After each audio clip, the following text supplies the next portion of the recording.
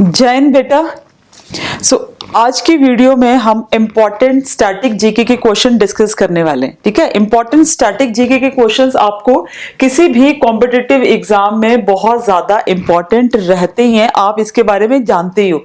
बहुत सारे ऐसे आपके एग्जाम्स आते हैं जिसमें ये क्वेश्चंस आपको पूछे जाते हैं। ठीक है, तो आज हम near about 10 important question discuss करेंगे। उसके साथ में हर एक क्वेश्चन के साथ हम ये भी कोशिश करेंगे कि आपके उसके अराउंड कितने क्वेश्चंस मूव करते हैं उनको भी हम डिस्कस करें। यहाँ पे आपने याद रखनी कि these are the random static GK questions जो प्रीवियस ईयर्स में आपसे बहुत बार पूछे जा चुके हैं। प्रीवियस ईयर क्वेश्चंस ही हैं जिनको आज हम डिस्कस करने जा रहे हैं। आपके लिए बहुत ज्यादा हेल्पफुल हो सकते हैं। आप चाहे एफकैट का एग्जाम देने जा रहे हो, आइदर आप जो है इस टाइम पे सीबीटी का कोई भी एग्जाम आप देने जा रहे हो, एनडीए का एग्जाम देने जा रहे हो, अग्निवीर का, एयरफोर्स का, एसएससी जीडी का, इस तरह के एग्जाम में, या तो आपका स्टेट पब्लिक सर्विस कमीशन जो होते हैं उनके एग्जामिनेशन, उन सब में ये आपके बहुत ज्यादा हेल्पफुल आने वाले क्वेश्चंस रहेंगे। तो let's start with the question number 1। हम क्वेश्चन नंबर 1 के साथ यहाँ पे डिस्कस करते हैं। पहला क्वेश्चन जो आपका बनता है that is your first question is कि who is the founder of Agra. बहुत कॉमन क्वेश्चन है, आप जानते ही हैं कि who is the founder of Agra, या फ्रीक्वेंटली रिपीटेड क्वेश्चन है। राइट आंसर इसमें कौन सा वाला है? सिकंदर लोदी, इब्राहिम लोदी, बहलोल लोदी और the Iltutmish. So what is the right answer? Right answer is option A. आपका ऑप्शन ए जो है वो बिल्कुल करेक्ट आंसर है कि Bahlol Lodi is the founder of Agra. वो आगरा के क्या है? फाउंडर हैं। ठीक है, अगर आपको सिकंदर लोदी के बारे में, कौन है सिकंदर लोदी, अगर सिकंदर लोदी के बारे में आपको बताऊं बेटा, तो ये लोदी डायनेस्टी के, ठीक है, जो लोदी डायनेस्टी थी उसके सेकेंड लास्ट रूलर थे। समझ में आ गया? ठीक है ना, लोदी डायनेस्टी जो थी बेटा, that was the last dynasty of Delhi सल्तनत। जो आपकी दिल्ली सल्तनत है, ठीक है ना, दिल्ली सल्तनत का लास्ट डायनेस्टी जो थी वो लोदी डायनेस्टी थी। टोटल 5 डायनेस्टीज जो थी वो दिल्ली सल्तनत में आई थी, जिसमें लास्ट वाली कौन सी थी? लोदी थी। इसमें आपको पता ही है कि सिकंदर लोदी का जो बेटा था इब्राहिम लोदी, उसके टाइम में बाबर ने इंडिया में अटैक किया था, and there was the first battle of Panipat. ठीक है, first battle of Panipat. Panipat की पहली लड़ाई हुई थी, कब हुई थी बेटा? वो दैट इज 1526 एडी। समझ में आ गया? 1526 एडी में ये पहली लड़ाई हुई थी, फर्स्ट बैटल ऑफ पानीपत। वहां से दिल्ली सल्तनत का टाइम पीरियड खत्म हो गया था और मुगल एम्पायर, मुगल डायनेस्टी जो थी वो स्टार्ट हो गई थी। तो क्वेश्चन है हमारा कि आगरा को किसने, एक्चुअली में किसने उसका फाउंडर था? That was Sikandar Lodi. सिकंदर लोदी जो था, he was a very conservative Muslim, Sunni Muslim, मतलब जो शिया और सुन्नी दो सेक्ट है ना इस्लाम के, तो वो सुन्नी सेक्ट से बिलोंग करते थे और बहुत ही, आप बोल सकते हो कि कट्टरवादी मुस्लिम था। दो इनकी जो मदर थी शी वाज हिंदू, ठीक है, लेकिन ये बहुत ही कट्टर मुस्लिम थे जो सिकंदर लोदी थे, सुन्नी मुस्लिम थे बेटा। और लेकिन he was a great patron of art, और लिखने का इनको बहुत ज्यादा शौक था। तो ये लिखते भी थे, ठीक है ना, अपने आप जो थे बहुत सारी पोएम्स और इस तरह की चीजें, जो वर्सेस जो थे बेटा, इनको लिखा भी करते थे। ही वॉज अ ग्रेट, आप बोल सकते हो कि great patron of this art and culture. उस टाइम का जो आर्ट था, कल्चर था, लिटरेचर था, उसके ग्रेट पैट्रॉन थे। ठीक है, गुलरुखी नाम से, यहां पे आपने याद रखना है, गुलरुखी नाम से। किस नाम से बेटा?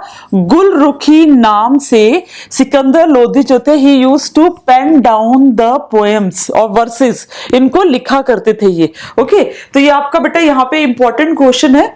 जैसे हमने एक क्वेश्चन किया ना आपका, जैसे ये क्वेश्चन डिस्कस किया, तो इसके साथ में हमने कुछ ऐसे क्वेश्चंस और भी डिस्कस किए बेटा जो आपको इन डिफरेंट एग्जामिनेशन में पूछे जा सकते हैं, आपकी हेल्प जो है बेटा वो कर सकते हैं। समझ में आ गया? तो आपने जितनी भी हमने यहाँ पे इंफॉर्मेशन डिस्कस की है उसको आपने एक बार जो है बेटा वो जरूर देख लेना है। ठीक है, नेक्स्ट आपका क्वेश्चन है दैट इज, ओके, एक बार वेट करेंगे बेटा। अगला क्वेश्चन हमारा बनता है, नेक्स्ट क्वेश्चन हमारा बनता है कि who wrote the book death of a city. ठीक है, डेथ ऑफ अ सिटी नाम की बुक जो है बेटा वो किसने लिखी है? तो डेथ ऑफ द सिटी नाम की जो बुक है वो अमृता प्रीतम, ठीक है, बहुत फेमस बुक है ये अमृता प्रीतम की, जिन्होंने बेटा ये किताब लिखी है। क्या नाम है इस बुक का? The name of the book is the death of the city. क्या नाम है बेटा बुक का? बुक का नाम है the death of the city. इसके साथ साथ में इन्होंने डिफरेंट और भी बुक्स जो है वो लिख रखी है, जैसे इनकी बुक्स में in the time of love and longing एक बहुत इंपॉर्टेंट है, ब्लैंक शीट बहुत इंपॉर्टेंट है, जलते बुझते लोग एक इंपॉर्टेंट बुक है, 49 डेज एक इनकी इंपॉर्टेंट बुक है, ठीक है ना। ये कुछ एक इनकी पिंजर बहुत इंपॉर्टेंट बुक है, पिंजर है इनकी, in the times of love and longing important है, 49 डेज है, जलते बुझते लोग है। तो कुछ ऐसी इंपॉर्टेंट बुक्स है बेटा जो अमृता प्रीतम ने लिखी हैं। उसमें the death of a city वो भी एक बुक है which is written by the Amrita Pritam. समझ में आ गया बेटा? ओके, नेक्स्ट क्वेश्चन देखते हैं बेटा हमारा कि Geet Sethi is related with which game, which sports. Geet Sethi जो है वो कौन सी स्पोर्ट के साथ रिलेटेड है? ये आपका बहुत ही इंपॉर्टेंट क्वेश्चन जो है बेटा वो बनता है, ठीक है। तो जो गीत सेठी है बेटा he is related with billiards, ठीक है, स्नूकर बिलियर्ड्स, मतलब वो नियर अबाउट सेम जैसी गेम्स होती है, थोड़े रूल्स इनके अपने अपने डिफरेंट होते हैं। तो गीत सेठी जो है बेटा बिलियर्ड्स के साथ रिलेटेड है। एंड एशियन गेम्स, ठीक है, एशियन गेम्स में डिफरेंट इवेंट्स में जो 1998 में ऑर्गेनाइज हुए थे, कब हुए थे? 1998 में ऑर्गेनाइज हुए थे। उसमें डिफरेंट इवेंट्स, बहुत सारी ऐसी डिफरेंट इवेंट्स थी बेटा उन इवेंट्स में इन्होंने गोल्ड और सिल्वर मेडल वन किया था, गोल्ड और सिल्वर मेडल जो थे बेटा वो जीते थे, ठीक है। नेक्स्ट क्वेश्चन, अगर हम आज का अगला क्वेश्चन देखते हैं बेटा, what is our next question? Our next question is the golden threshold. क्या नाम है इसका बेटा? The golden threshold was written by home. Golden threshold नाम की जो बुक है बेटा वो किसने लिखी है, ठीक है। तो गोल्डन थ्रेशहोल्ड नाम की जो बुक है दैट इज रिटन बाय, आपको यहाँ पे ऑप्शंस है, गोपाल कृष्ण गोखले ने लिखी है, सरोजनी नायडू ने लिखी है, विजय लक्ष्मी पंडित ने लिखी है, या बाल गंगाधर तिलक ने लिखी है। ओके, तो बेटा आपकी जो गोल्डन थ्रेशहोल्ड बुक है that is written by Sarojini Naidu. किसने लिखी है बेटा? सरोजनी नायडू ने ये किताब लिखी है।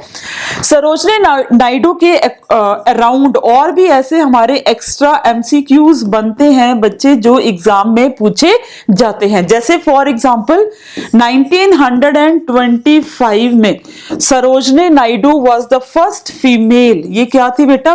पहली फीमेल थी जो इंडियन नेशनल कांग्रेस की क्या बनी थी? प्रेसिडेंट बनी थी, इंडियन फीमेल, ठीक है। क्या थी बेटा? फर्स्ट फीमेल की जगह हम यहाँ पे वर्ड यूज करें फर्स्ट इंडियन फीमेल जो इंडियन नेशनल कांग्रेस की प्रेसिडेंट बनी थी तो वो सरोजनी नायडू थे। इससे पहले 1917 में Annie Besant Indian National Congress की प्रेसिडेंट रह चुकी थी, लेकिन वो इंडियन नहीं थी, इसलिए सरोजनी नायडू पहली इंडियन वुमेन थी जो इंडियन नेशनल कांग्रेस की क्या बनी थी बेटा? प्रेसिडेंट बनी थी। इसी के साथ में सरोजनी नायडू जो है वो उत्तर प्रदेश या यूनाइटेड प्रोविंसेस आप उसको बोल सकते हैं, इसकी पहली गवर्नर भी थी।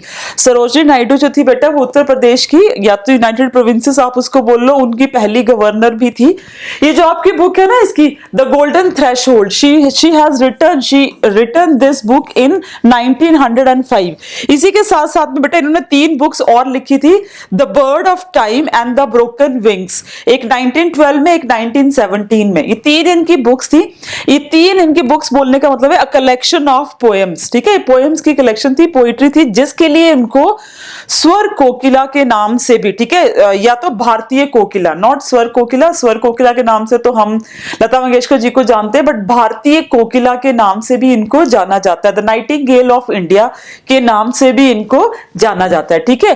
किस नाम से जाना जाता है बेटा इनको? भारतीय कोकिला, ठीक है। क्या बोलते हैं बेटा? भारतीय कोकिला या तो नाइटिंगेल ऑफ इंडिया। स्वर कोकिला के नाम से सरोजनी नायडू को, भारतीय कोकिला के नाम, स्वर कोकिला के नाम से लता मंगेशकर को, और भारतीय कोकिला के नाम से सरोजनी नायडू को। थोड़ा डिफरेंस है, बच्चे भी क्लास में बहुत ज्यादा कंफ्यूज इनके बारे में जो है बेटा वो हो जाते हैं। समझ में आ गया?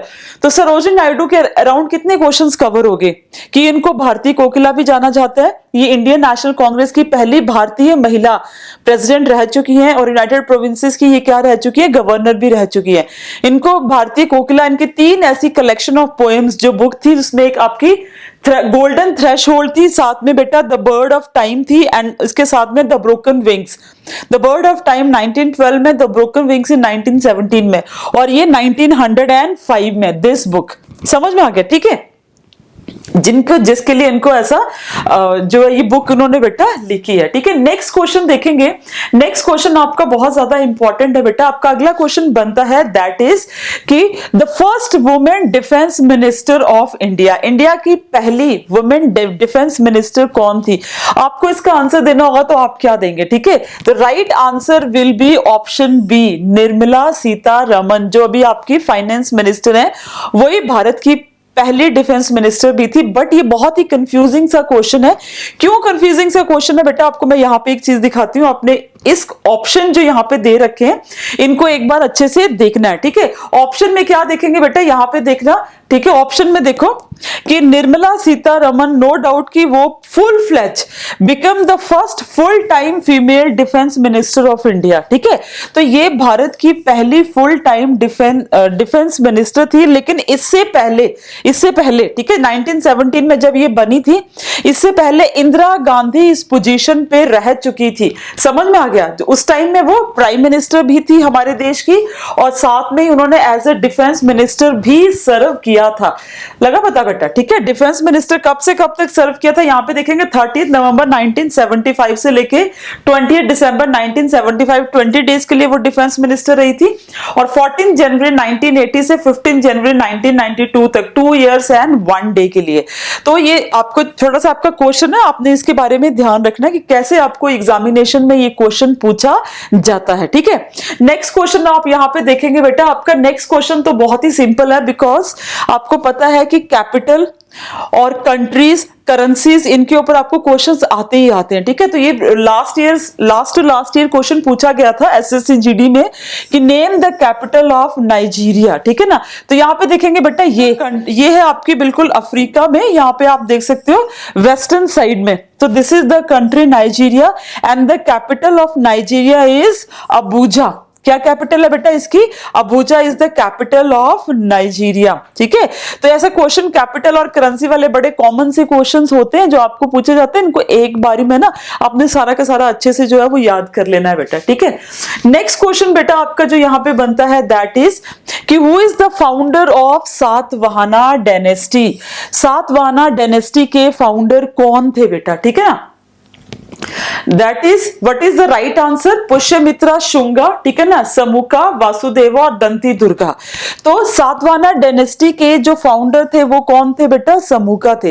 एक्चुअली में ऐसा था बेटा कि जो आपका मौर्यन डायनेस्टी थी, कौन सी डायनेस्टी थी बेटा? मौर्यन डायनेस्टी थी, ठीक है। जब इसका एंड हो गया, ये डायनेस्टी खत्म होगी ना, तो इसके जो एरियाज थे उनको कैप्चर कर लिया गया। स्पेशली जो नॉर्थ का एरिया था, ठीक है ना, जहां पे मौर्यन डायनेस्टी का रूल था नॉर्थ में, वहां पे कौन आ गए थे बेटा? कन्वाज। कौन आ गए थे बेटा? कन्वाज आ गए थे। और साथ में कौन आ गए थे? शुंगास, ठीक है। शुंगास और कन्वास ने नॉर्थ वाला एरिया जो था वो कैप्चर कर लिया था, और some part of the central India also. जो दक्कन वाला पार्ट था बेटा, जो साउथ वाला पार्ट था, कुछ पार्ट सेंट्रल इंडिया का था, वहां पे किसने रूल किया? सातवाहनास ने। तो वो मौर्यंस का ही था। मौर्यंस खत्म होने के बाद ये सारे रूलर्स जो थे बेटा वहां पे आए, ठीक है। Then right is the king Simuka Satavahana is the founder of Satavahana dynasty. समझ में आया बेटा, ठीक है। नेक्स्ट क्वेश्चन है आपका बच्चे, योर नेक्स्ट क्वेश्चन इज कि who was the first Indian to win the all England badminton championship? कि वो पहला कौन इंडियन था बेटा जिसने कि ऑल इंग्लैंड बैडमिंटन चैंपियनशिप जीती थी? That was Prakash Padukone. कौन है बेटा? ये प्रकाश पादुकोण है। सिंपल है, आपको यहां पे चीज याद रखनी है कि all England badminton championship is the oldest badminton championship. In the by the end of the बिल्कुल आपकी जब 19th सेंचुरी खत्म हो रही थी, मतलब 1898 के नियर अबाउट ये गेम्स को शुरू किया गया था। तो this is one of the oldest tournament जो बैडमिंटन में प्ले करवाया जाता है, all England badminton championship.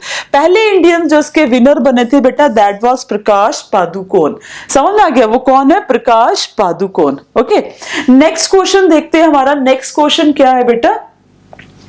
Our next question is related with Nagaland. किसके साथ रिलेटेड है बेटा? नागालैंड के साथ रिलेटेड है। ठीक है, अगला क्वेश्चन है आपका कि which state celebrate the hornbill festival?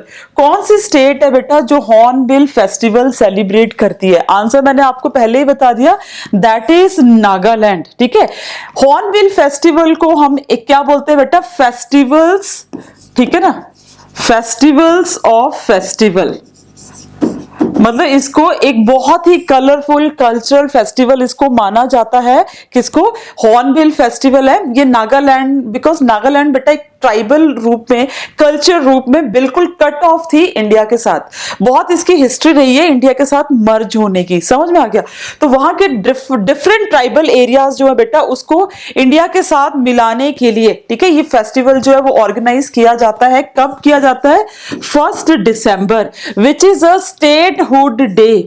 वो क्या चीज है बेटा? That is the statehood day of Nagaland, because on 1 दिसंबर 1963 को नागालैंड जो था वो इंडिया का पार्ट बना था। And this is the which state of India? Nagaland जो थी बेटा भारत की 16वां राज्य बना था। 16 स्टेट जो थी बेटा, स्टेट इंडिया की बनी थी कौन? नागालैंड। यहाँ पे लोकसभा की भी 1 सीट है और राज्यसभा की भी 1 सीट है। ठीक है, ये लेजिस्लेचर की बात करें, हम यहाँ की विधानसभा की बात करें तो वो यूनिकैमरल है, सिंगल है, मतलब डबल जो है वो नहीं है। Lower house and upper house type जो है बेटा वो यहाँ पे बिल्कुल भी नहीं है।